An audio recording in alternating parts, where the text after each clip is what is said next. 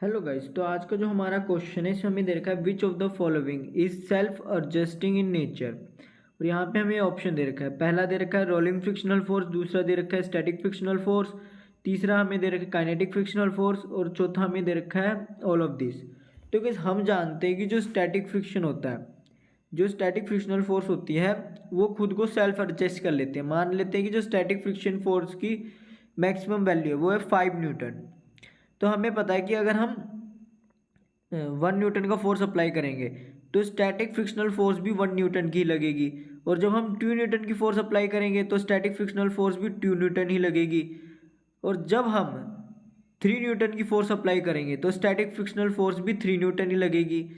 और ऐसे ही गाइस जब तक 5 न्यूटन नहीं आ जाता तब तक स्टैटिक फ्रिक्शनल फोर्स खुद को एडजस्ट करेगी।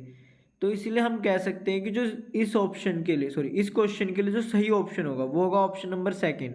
और गाइस आपको ये चीज़ हमेशा याद रखनी पड़ेगी, जो स्टैटिक फ्रिक्शनल फोर्स है वो सेल्फ एडजस्टिंग इन नेचर है। तो गाइस इस हिसाब से इस क्वेश्चन के लिए जो सही ऑप्शन होगा वो होगा ऑप्शन नंबर सेकंड। और गाइस अगर आपको कोई डाउट है तो कमेंट सेक्शन में पूछेगा। Thank you guys.